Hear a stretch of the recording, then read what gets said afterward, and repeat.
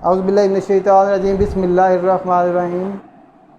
Math fifth class है, advance earner school system, unit 1 page 3 और 4 भी कंप्लीट नहीं है। वजह यह है कि आपकी यहाँ पे उन्होंने तमाम फोर्थ क्लास के बेसिक कॉन्सेप्ट्स को रिवाइज़ करवाया है। एक तो प्लेस वैल्यू को रिवाइज़ करवाया गया है, फिर उसके बाद जो है वो बिगर स्मॉलर और फ्रैक्शंस हैं। मैं फ्रैक्शंस पे और डेसिमल्स पे नहीं जा रहा, मैं सिर्फ प्लेस वैल्यूज़ को जो है वो आपको समझाने की कोशिश करता हूँ। प्लेस वैल्यू में शॉर्ट और एक्सपेंडेड फॉर्म है, कंपेयरिंग थ्रू प्लेस वैल्यू है। मैं आपका यहाँ पे जो लेके जा रहा हूँ वो बिलियन तक लेके जा रहा हूँ, लेकिन आपको जो सवाल हैं जब मैं बुक में दूंगा शायद वो बहुत उससे कम पे होंगे। अब आप ये देखिए, मैंने जो अमाउंट लिखी है वो 8,500,000, ये जो है वो आपके मिलियन 525,762,262, ये यहाँ पे जो है वो मैंने इसको डायरेक्ट पढ़ दिया है। ये क्योंकि आपकी रिवीजन है, क्लास फोर्थ में आप ये कर चुके हैं। आपने पढ़ना कुछ यूँ है कि जो भी अमाउंट लिखी है आपने उसके ऊपर वंस, इसको यूनिट्स भी लिख सकते हैं, टेंस, 100,000, 10,000, 100,000, मिलियन, 10 मिलियन, 100 मिलियन और बिलियन। इस तरह से आपने ये अमाउंट लिख लेनी है। ये इंटरनेशनल फॉर्म है। अगर आपको लोकल फॉर्म आए तो 10,000 के बाद जो है वो लाख वहाँ पे आ जाता है, जो 100,000 होता है। फिर जो है वो यहाँ पे आ जाता है 10 लाख, 100 लाख, 10 लाख, करोड़, 10 करोड़ और बिलियंस। ये जो है वो आपकी कुछ आगे जाके फ़र्क आएगा, लेकिन अभी ये जो है वो आप इस पोर्शन को भूल जाएं, ये पोर्शन आपका यूज़ नहीं होगा। अब आपने ये अमाउंट लिखी है 85257622262, कैसे आप इसको जो है वो वर्ड्स में कैसे लिखेंगे? आपने जो इसके ऊपर वैल्यूज़ लिखी हुई हैं उनके मुताबिक वर्ड्स को बोलते जाना है। आपने जो गैप देने का तरीका है वो भी यही है कि आपने थाउजेंड्स को अलग लिखना है, वो 3 है, 1000, 10,000 और 100,000। मिलियंस 3 है, उनको अलग लिखना है, और बिलियन को अलग। बिलियन को अरब भी कहते हैं। अब आप ये देखिए, 8 के ऊपर बिलियन है, 8 बिलियंस 500 मिलियन। अब ये 3 मिलियन है, ये 500 जब मैं बोलूँगा दरमियान में एंड बोल के फिर 25 मिलियन बोलूँगा। इसी तरह से 700 एंड यहाँ पे एंड बोलना है 62,000। ये तीनों अमाउंट 1000 की है। पहली में एंड लगा के अगले को जो है वो इकट्ठा बोलेंगे 62,262। ये आपने वर्ड्स में इसको जो है वो कहते हैं, ये वर्ड्स में लिखा, और ये जो है वो उसकी न्यूमेरिक वैल्यू है, इसे शॉर्ट फॉर्म भी कहते हैं। अब इसकी एक्सपेंडेड फॉर्म का मतलब ये है कि आप गिन लें, जहाँ पे जो किसी की वैल्यू है उसके बाद उतने ज़ीरो लगाएं तो वो उसकी एक्सपेंडेड फॉर्म है। ये बिलियन की एक्सपेंडेड फॉर्म क्या है? 1 2 3 4 5 6 7 8 9। उसके बाद आपने ये 8 के बाद 9 ज़ीरो लगाने। यहाँ पे जगह कम थी तो मैंने ऊपर लिखा है इसे। प्लस 5 के बाद देखें 1 2 3 4 5 6 7 8 ज़ीरोज़ हैं।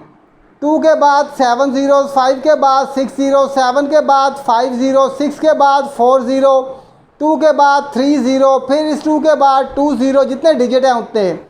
6 के बाद एक ही डिजिट है 1 ज़ीरो, और 2 के बाद कुछ नहीं है, कोई ज़ीरो नहीं है। इन सब को प्लस करें तो आपको वापस ये वाली फॉर्म हासिल हो जाएगी। इसे हम कहते हैं इस तरह से लिखने को एक्सपेंडेड फॉर्म। दरमियान में हम प्लस लगा लेते हैं। हर नंबर के बाद जितने डिजिट हैं उतने ज़ीरो लगा के सबको प्लस कर लें, दोबारा असल नंबर हासिल हो जाता है। इसी तरह से एक और फर्जी नंबर मैंने यहाँ पे जो है वो एक बड़ी अमाउंट बिलियन वाली लिखी है।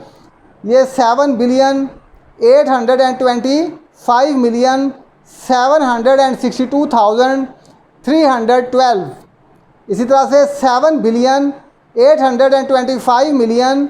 7,825,761,312।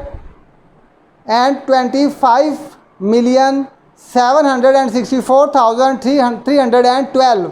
अब इनमें से बड़ी कौन सी है?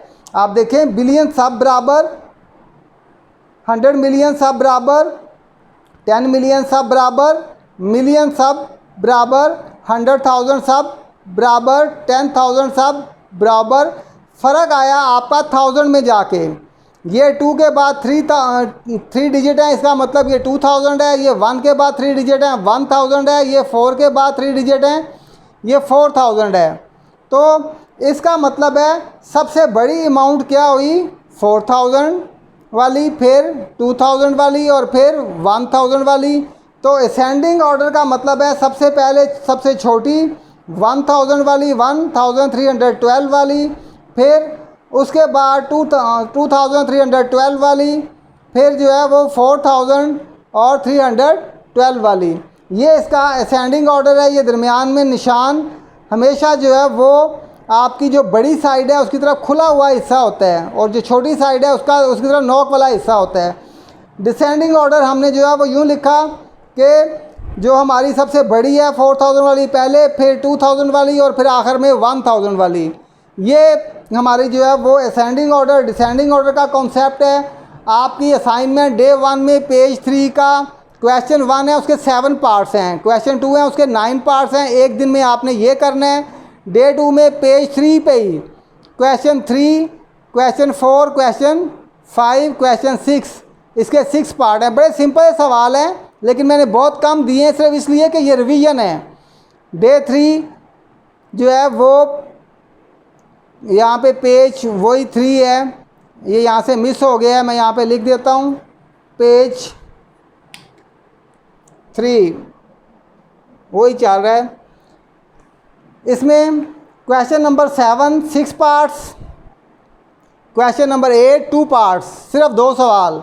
डे 4 पेज 3 क्वेश्चन 9 2 पार्ट्स, बस इतना ही दिया है। और डे 5 पेज 4 पे आ गए हम। क्वेश्चन जो है वो 10th और 11th 2 छोटे छोटे सवाल हैं, ये आपने करने हैं। इस कॉन्सेप्ट को अच्छी तरह से समझना है। अब मैं आपकी बुक में से जो है वो कुछ बोलूँगा। ये आपकी बुक का पेज नंबर 3 है। ये देखें, पहले आपने इसको न्यूमेरिकल वैल्यूज़ दी हैं। ये यूनिट 10, 100,000, 10,000, इसी तरह से जो है वो 100,000 और जो है वो मिलियन करके आपने ऊपर प्लेस वैल्यू लिख के इसको वर्ड्स में लिखना है। इनको वर्ड्स में दिया हुआ है, आपने नंबर्स में लिखना है। फिर जो है वो ये क्वेश्चन नंबर 1 के पार्ट थे 7, ये क्वेश्चन नंबर 2 के ये पार्ट है 9, फिर क्वेश्चन नंबर 3 है। इसमें देखना है कि हाईएस्ट वैल्यू कौन सी जो है वो पूछी गई है। आपका अपना कॉन्सेप्ट चेक करना है। ये बहुत ही सिंपल से प्लस के सवाल हैं, ये सब्ट्रैक्शन माइनस के सवाल हैं, ये मल्टीप्लिकेशन ज़रब आप सीख चुके हैं, रिवीजन है, ये डिवीज़न है, ये आपने करनी है।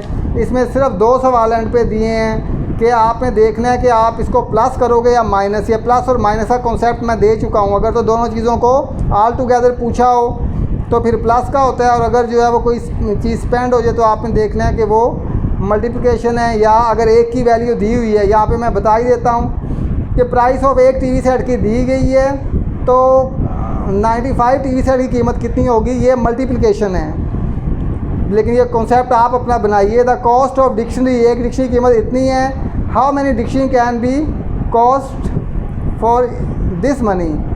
ये डिवीज़न का सवाल है कि आपने जो है वो कितनी डिक्शनरी ख़रीद सकते हैं। तो इस तरह से आपने जो है वो ये करना है। सिर्फ यहीं तक आपका काम दिया है, बहुत थोड़ा सा जो है